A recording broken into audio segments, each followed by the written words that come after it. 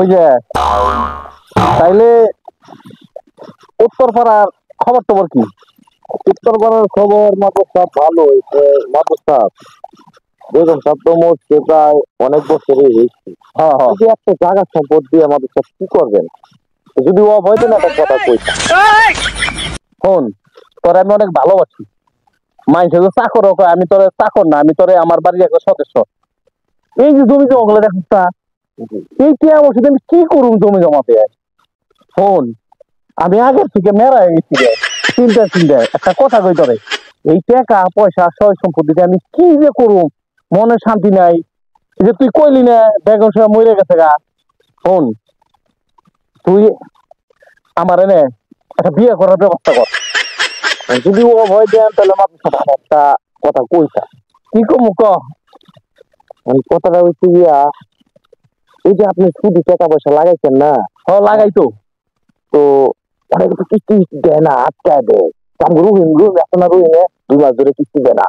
ওই যে উত্তরপাড়া রহিম, রহিমের বউটা অনেক সুন্দর আছে। এইবার নিয়োগ করছি কিস্তি না দিলে ওর বউটা নিয়ে আয় পড়ুক। মাঝে মাঝে বউ পাইলে যারা যারা কিস্তি না দিব এক বউ নিয়ে আয় পড়ুক।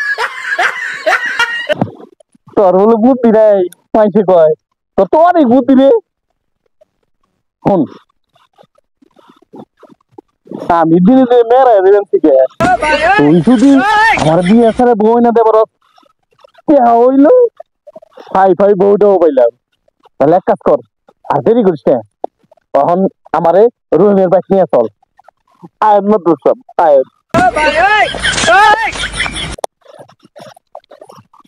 রহিম ভাই বাড়িতে আছেন না? কেরা? ওই মাদবর সবাই ছিল, আপনার সাথে একটু কথা কইতো। মাতবর সবাইছে বাড়ির। মাতবর সাহেব আপনি দাঁড়ান, আপনি বলে দেবেন আমি আইতাছি। মাতবর সাহেব দাঁড়ান। কে বাবু, হঠাৎ করে আমার বাড়ির কি কি অনশন? আইলাম, তুমি 2 মাস ধরে কিস্তি দাও না, আমি টেয়ার চিন্তা মেয়ের হয়ে গেলাম, টেয়া পয়সা দাও না। বাবু পাইছো নাকি? টেয়া পয়সা দাও না কে? মাতবর সাহেব, ওই যে পূর্ব শখে যে আপনার কাছে টাকা নিয়ে গম ছিলাম, ওই শখে এই করার কারণে ফসলের আবাদ হয় নাই। আমি বাবু কিভাবে এখন গরিব মানুষ এই কিস্তি দিব? আমার এই যে ম্যানেজার আছে না, জি বাবু। তুমি ওর লগে কথা কও। আমি সবার ভাঙ্গে কইছি, টেয়া না দিলে অন্য ব্যবস্থা আছে। এখন কিরে বন্ধু, তোর তো ম্যানেজার বানাইছি, তুই এখন রহিমের লগে কথা কও। ঠিক আছে মাদবর সাহেব, আপনি আমি যে বসি মাতবর সাহেব বাড়ির আঙ্গিনায় বসে। বাড়ি যাম না, টেহার চিন্তা আমার ঘুম হয় না। মাতবর সাহেব বসেন আপনি, এই যে তাহলে গাছের আমি ডালটা বসেন। তুই কথা কর না কে, আমি বই। ঠিক আছে মাতবর সাহেব। আচ্ছা মাদবর সাহেব আপনি যান, আমি দেখতেছি। শোনো মাদবর সাহেব রে এখান থেকে সরাইছি, কিস্তি মিস্তি তো আমি নেই নাকি।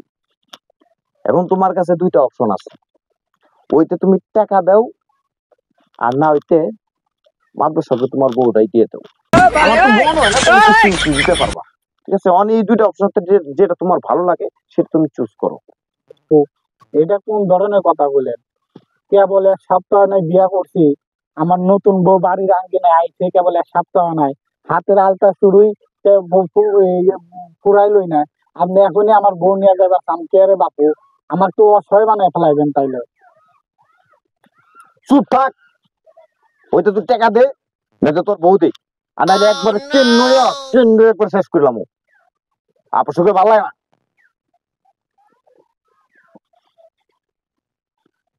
কে রে বাপু, আমার আর 1টা মাস সময় দেন বাপু, আপনার হাতে পায়ে ধরে কই বাপু, আপনি মাতবর সাহেবকে বুঝান।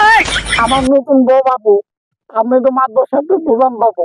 আচ্ছা রাখ, আমি দেখি মাত্র সবরে বুঝায়া 1টা মাস রাখা যায়নি। যদি 1 মাসের ওভার হয় মাত্র সব কি নেবে, আমি তোর বলবো এরকম। বাবু আপনার 1টা মাস সময় দেন বাবু। ওকে, যা দিলাম।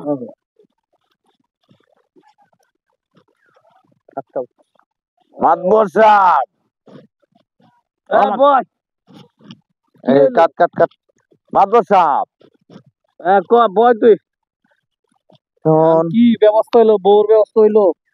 না মাতবর সাহেব পোলাটা যেভাবে হাতে পায়ে ধরলো, পরে 1টা মাস সময় চাইছে, 1টা মাস সময় দিচ্ছি। কি করব?